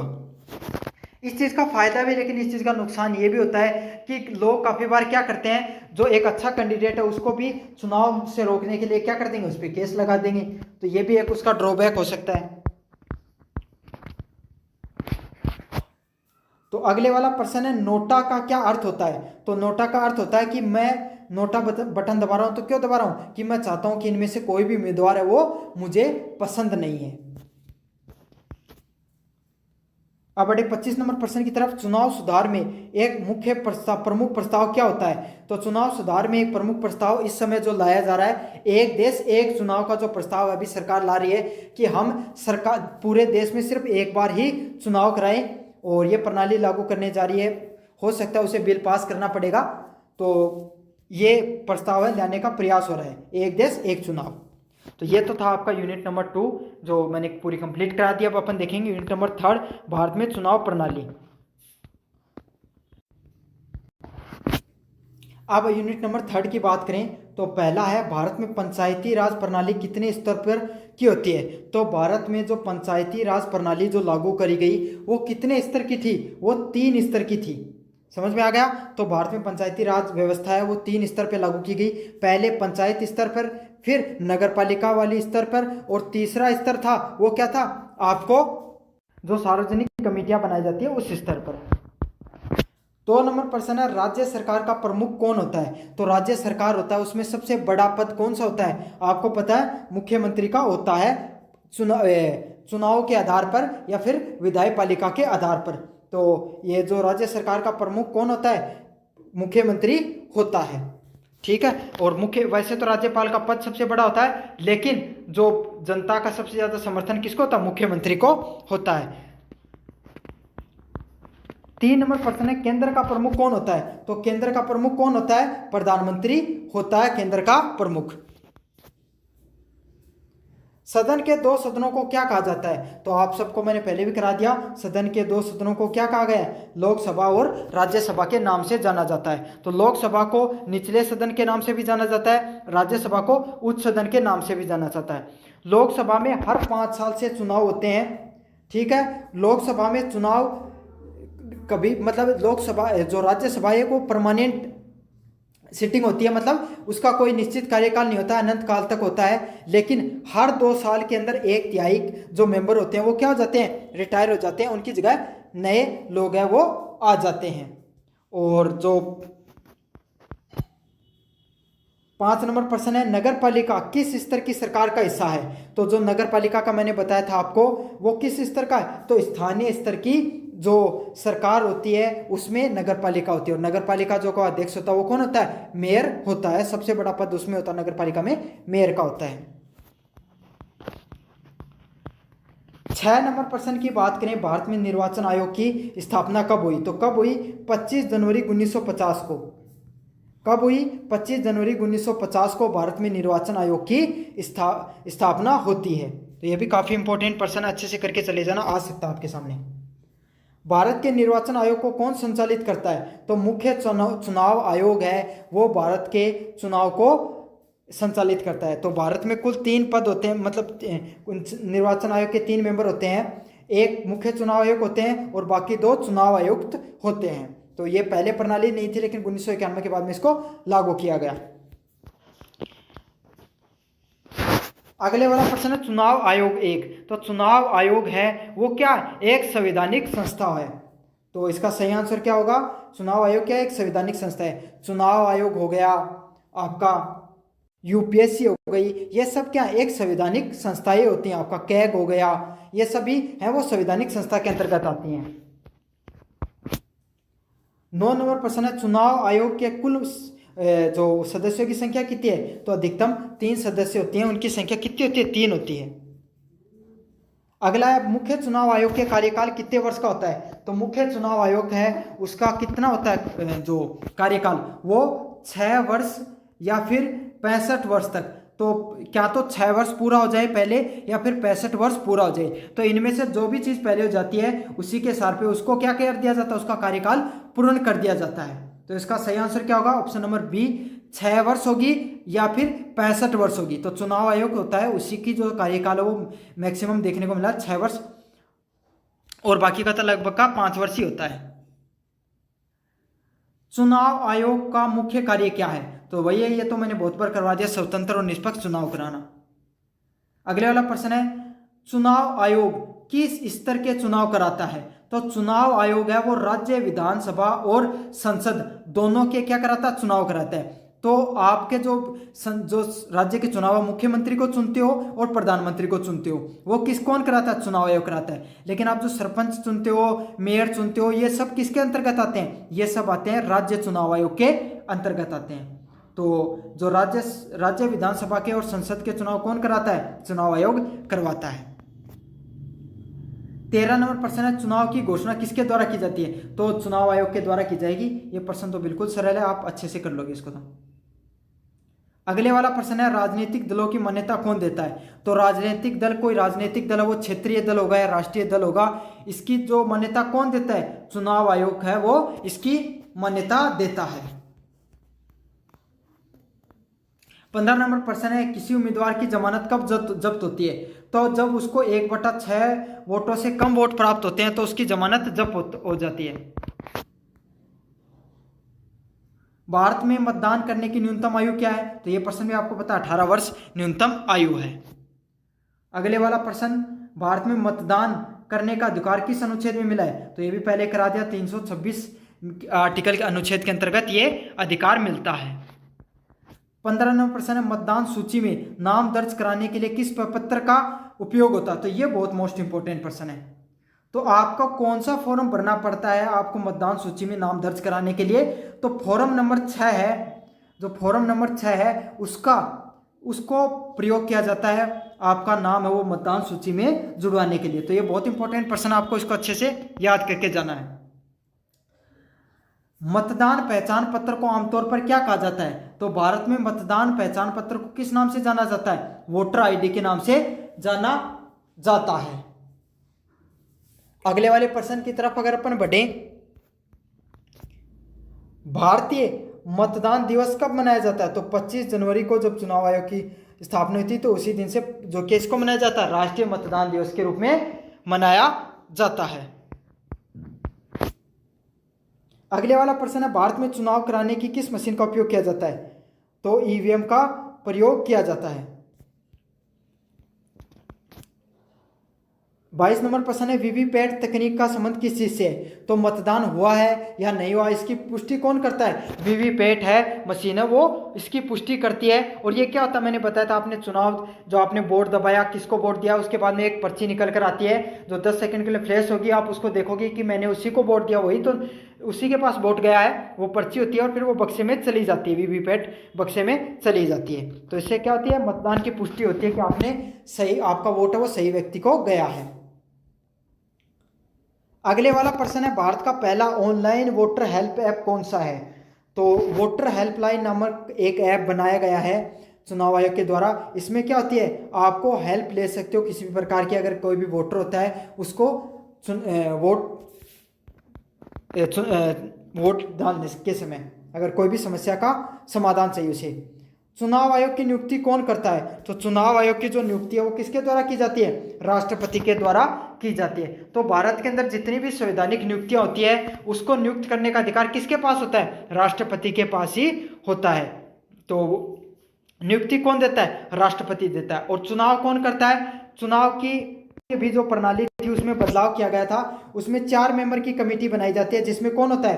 पहला प्रधानमंत्री होगा, एक होगा लोकसभा का अध्यक्ष होगा, एक जो कोई भी मंत्री हो गया उसको ले लिया जाएगा, और एक जो विपक्ष का जो मंत्री होता है, विपक्ष का जो अध्यक्ष बनाया जाता है उसको ले लिया जाता है। तो ये है चुनाव आयोग को नियुक्त करने की जो नियुक्ति देने की जो प्रक्रिया वो। तो पहले उसमें क्या था, उसके अंदर जो भारत का मुख्य चुनाव मुख्य न्यायाधीश होता है सुप्रीम कोर्ट का, उसका भी नाम था, लेकिन उसको संवैधानिक रूप से बदलाव करके चेंज करके कानून को क्या कर दिया गया, उसकी जगह किसी एक मंत्री या जो चुनाव जो लोकसभा का मेंबर उसको उस समिति में ऐड कर दिया गया। तो ये बदलाव किया गया था भारत सरकार के द्वारा। भारत में लोकतांत्रिक प्रक्रिया का मूल अधिकार क्या होता है? तो भारत में जो लोकतांत्रिक प्रक्रिया है उसका मूल आधार क्या है? मतदान। तो हम मतदान के द्वारा अपना जनप्रतिनिधि है उसको चुनते हैं। सरकार को, सत्ताधारी दल को क्या देते हैं? अपना समर्थन देते हैं। तो अपना सबसे बड़ी शक्तिशाली पावरफुल चीज क्या है? मतदान हमारा सबसे बड़ा पावरफुल अधिकार है। अब बात करें मतदान शिक्षा की। पहला प्रश्न है, मतदान शिक्षा का मुख्य उद्देश्य क्या होता है? नागरिकों को उनके अधिकार और जिम्मेदारियों के प्रति जागरूक करना। तो नागरिकों के क्या क्या अधिकार है, उनकी क्या क्या जिम्मेदारियां हैं, उसके प्रति जो मतदाता है उसको क्या किया जाएगा? जागरूक किया जाता है। ये सब क्या है? नागरिकों के अधिकार और उनकी जो जिम्मेदारियां होती हैं। मतदान शिक्षा का यही उद्देश्य होता है। तो आपको बताया जाता है कि भाई मतदान करना क्यों जरूरी है।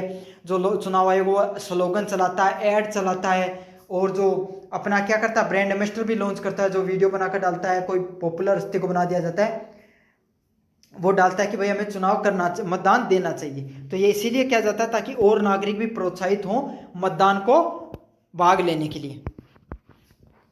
2 नंबर प्रश्न है, भारत में मतदान शिक्षा की जिम्मेदारी किस संस्था की है? तो किसकी है? मैंने बताया था निर्वाचन आयोग ये सब चीजें करवाता है। तो इसका सही आंसर क्या होगा? ऑप्शन नंबर बी, निर्वाचन आयोग है। उसकी जिम्मेदारी होती है कि वो मतदान शिक्षा है वो करवाए, लोगों को शिक्षित करे, मतदान करने के प्रति जागरूक करे। 3 नंबर प्रश्न की बात करें, मतदान शिक्षा का कार्यक्रम SVEEP का फुल फॉर्म क्या है? तो systematic voter education and electoral participation, मतलब सुनियोजित ढंग से जो मतदाता है उनके मतदान को बढ़ाना। तो ये इसकी है systematic voters education and electoral participation. अगले वाला प्रश्न है, SVEEP कार्यक्रम की शुरुआत कब हुई? तो SVEEP कार्यक्रम उसकी शुरुआत कब हुई? 2009 के अंदर सबसे पहले SVEEP कार्यक्रम की शुरुआत होती है। 5 नंबर प्रश्न है, एक शिक्षित मतदाता का क्या लक्षण होता है? तो एक शिक्षित मतदाता का लक्षण होता है वो मुद्दों और नीतियों पर आधारित मतदान करता है। मतलब वो विकास के कार्यों पर मतदान करेगा, वो किस मुद्दे पर अपना मतदान करना चाहता है उस पर मतदान करेगा।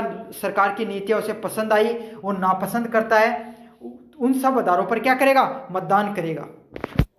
तो क्या भी आप भी इन सब चीज़ों को देखते हो या किस आधार पर वोट करते हो, ये कमेंट बॉक्स में जरूर से बताना। अगला नंबर प्रश्न है, मतदान सूची में नाम दर्ज कराने के लिए कौन सा फॉर्म भरा जाता है? तो मैंने बता दिया, फॉर्म 6 है उसका प्रयोग किया जाता है।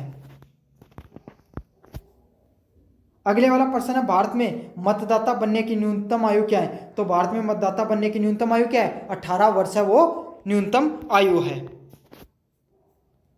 अगले वाला प्रश्न है, मतदाता पंजीकरण के लिए कौन सा दस्तावेज आवश्यक होता है? तो मतदाता पंजीकरण करने के लिए पहचान पत्र, जन्म तिथि प्रमाण व निवास प्रमाण पत्र, मतलब आपको पहचान पत्र होना चाहिए आपका कोई, या फिर आपका जो डेट ऑफ बर्थ होती है, जन्म प्रमाण पत्र है वो होना चाहिए, और जहाँ पे डोमिसाइल आप जहाँ पे रहते हो उसका वो पत्र होना चाहिए। 9 नंबर प्रश्न है, मतदाता सूची का अद्यतन कब किया गया था? तो हर साल जो मतदाता सूची है उसका क्या किया जाता है? अपडेट किया जाता है उसके अंदर। अगले नंबर प्रश्न की तरफ बढ़े, कौन से पोर्टल पर ऑनलाइन मतदाता पंजीकरण संभव है? तो voterhelpline.eci.government.in। तो इस पर क्या होता है? ऑनलाइन पोर्टल है, उस पर मतदाता अपना पंजीकरण करवा सकता है, votershelpline.eci.government.in। तो इसके अंदर क्या कर सकता है? मतदाता है वहां पर जाकर अपना पंजीकरण करवा सकता है इसके अंदर। 11 नंबर प्रश्न है, मतदान में भागीदारी की प्रमुख बाधा क्या होती है? तो मतदान में भागीदारी की प्रमुख जो बाधा क्या होती है? जागरूकता की कमी। तो लोगों के जागरूकता की कमी की वजह से लोग क्या करते हैं? मतदान नहीं करते हैं। कुछ लोग सोचते हैं कि गर्मी है, हम बाहर हैं, नहीं कर सकते हैं, हम जा नहीं सकते। तो इन सब चीज़ों की वजह से लोग जागरूकता की कमी से क्या करते हैं? मतदान में कम भाग लेते हैं। अगले वाला है, कौन सी एक सामाजिक बाधा है? मतलब चुनाव में सामाजिक बाधा कौन सी है? तो कौन सी है? लोग जाति के आधार पर वोट करते हैं, वो एक सामाजिक बाधा है कि भाई जातिवाद से ऊपर नहीं उठ पा रहे हैं लोग सोचते हैं कि मेरी जाति का व्यक्ति यही है तो मुझे इसी को वोट देना चाहिए। तो एक प्रकार की सामाजिक बाधा है। लिंग, तो महिला पुरुष में भी विभेद करते हैं कि भाई अगर पुरुष को देंगे तो वो ज़्यादा काम करवा पाएगा, ज़्यादा एक्सेसिबल होगा, उसकी पहुँच ज़्यादा होगी, महिला तो उसकी पहुँच कम होगी। तो ये भी एक सामाजिक बाधा है। काफ़ी बार धर्म के आधार पर भेदभाव करके भी लोग वोट करते हैं। चुनाव व्यक्ति अच्छा है लेकिन हम देख रहे हैं ये हमारा धर्म का नहीं है, जाति का नहीं है, तो इसके आधार पर अपन वोट नहीं दे रहे हैं। तो ये क्या है? एक प्रकार की सामाजिक बाधाओं के अंतर्गत ये सब चीजें आएंगी। 13 नंबर प्रश्न है, शहरी क्षेत्रों में मतदान प्रतिशत कम होने का पीछे का कारण क्या है? तो मतदाताओं में उदासीनता। तो जो शहर के लोग हैं वो काफ़ी ज़्यादा उनकी ज़िंदगी वो बिजी रहती है, और साथ के साथ वो अपना जनप्रतिनिधि होता है उससे कम कनेक्टेड रहते हैं, कम जुड़ाव रहता है उनका। बल्कि जो गाँव के लोग हैं उनका जुड़ाव थोड़ा ज़्यादा रहता है। तो वो क्या होता है? चुनाव देने ज़्यादा जाते हैं, और उनकी रुचि भी होती है चुनाव के अंदर कि कौन जीत रहा है, कौन हार रहा है। तो इसीलिए गाँव का प्रतिशत ज़्यादा रहता है। और शहरों में ये भी रहता है कि शहरों की जो ज़िंदगी है वो थोड़ी बिजी रहती है, अपने काम में ज़्यादा लोग व्यस्त रहते हैं, वो ध्यान नहीं देते हैं, कम जागरूक होते हैं। उन्हें लगता है कि भाई जीत तो जाना ही है किसी ना किसी को, तो वो कम वोट देने जाते हैं, इसलिए मतदान प्रतिशत है वो कम हो जाता है। अगले वाला प्रश्न है, आदिवासी क्षेत्रों में मतदान प्रतिशत क्यों कम होता है? तो भौगोलिक दूरियों और साधनों की कमी की वजह से जो मतदान प्रतिशत है वो कम हो जाता है। मतलब अगर मान लो दूर दूर निर्वाचन क्षेत्र बनाए गए हैं, आपके गांव से 50 किलोमीटर दूर निर्वाचन क्षेत्र होगा, तो क्या आप वोट देने जाओगे? आपका मन होगा तो भी चांसेस कम हो जाएंगे। और अगर संसाधन नहीं है, साधन नहीं है वहाँ तक पहुँचने के लिए, तो भी आप वोट देने नहीं जाओगे। तो भौगोलिक दूरियाँ और साधनों की कमी की वजह से आदिवासी क्षेत्र होते हैं जहाँ पर क्या होते हैं? मतदान प्रतिशत कम हो जाता है। अगले वाला प्रश्न है, युवा वर्ग की कम भागीदारी का पीछे कारण क्या है? तो वो क्या होते हैं? एक तो जागरूक कम होते हैं, और साथ के साथ चुनावी व्यवस्था से बेनकाम। मतलब वो चुनावी प्रणाली है उसमें इतना इंटरेस्ट नहीं रखते हैं, वो सोचते हैं कि हमें इससे क्या ही मतलब है इन सब चीज़ों से। तो इसीलिए क्या होता है? चुनाव में उनका वो कम भागीदारिता देखने को मिलती है। अगले वाला प्रश्न है, मतदान प्रतिशत बढ़ाने के लिए कौन सा तरीका कारगर हो सकता है? तो मतदान बढ़ाने के लिए सबसे कारगर तरीका यही हो सकता है कि व्यापक रूप से जागरूकता अभियान चलाया जाए। मतलब लोगों को जागरूक किया जाए कि आपका एक वोट है वो बहुत मायने रखता है, एक वोट से हार जीत हो सकती है, आपका एक वोट एक अच्छे कैंडिडेट को जिता सकता है, वो आपके क्षेत्र का विकास करेगा, आपकी आवाज़ बनकर उभरेगा। अगर एक अच्छे कैंडिडेट को जिताओगे तो वो क्या करेगा? आपको कोई समस्या कल आपके सामने आती है, कार्यपालिका अच्छे से कार्य नहीं कर रही है, न्यायपालिका में अच्छे से कार्य नहीं हो रहा है, विधायपालिका अगर अच्छे से कार्य नहीं कर रही है, तो वो अपनी आवाज़ उठाएगा, आपके अधिकारों के लिए लड़ाई लड़ेगा। तो बहुत ज़रूरी होता है आपका एक वोट देना। तो इसके लिए सरकार वो जागरूकता अभियान चलाती भी है, निर्वाचन आयोग भी चलाता है। तो अगर आप वोट में कम भागीदारिता दिखाते हो तो आपको दिखानी चाहिए। 17 नंबर प्रश्न है, एसवीईपी का भाग नहीं है। तो एसवीईपी का भाग नहीं है क्या आप किसी को जबरदस्ती पकड़ कर ले जा रहे हो वोट देने के लिए, तो वो नहीं है। आप लोगों को स्वयं के लिए प्रोत्साहित करो कि वो खुद से उनका मन करे कि वो चुनाव देने जाएं। तो इसका सही आंसर क्या होगा, जबरदस्ती मतदान करना एसवीईपी की कोई किसी भी प्रकार की कोई भी मतलब जो जागरूकता अभियान है उसका कोई भी भाग नहीं है।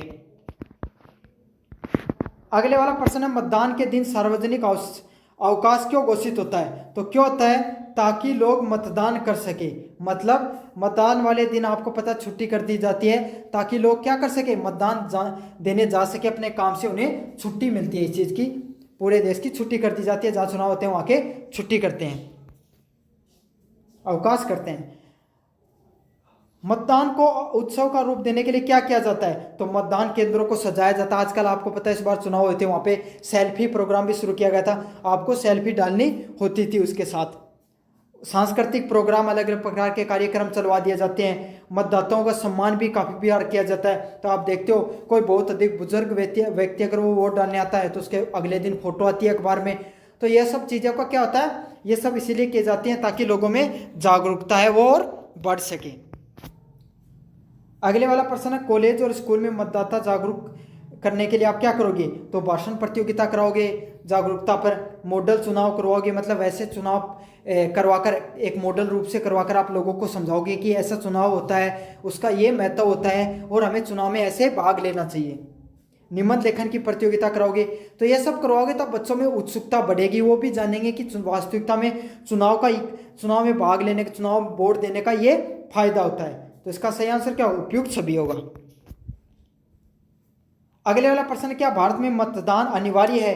तो हाँ, भारत में मतदान अनिवार्य नहीं होता है। आप चाहो तो मतदान कर भी सकते हो और ना चाहो तो नहीं भी कर सकते हो। मतलब जबरदस्ती आप किसी को चुनाव देना अनिवार्य नहीं है।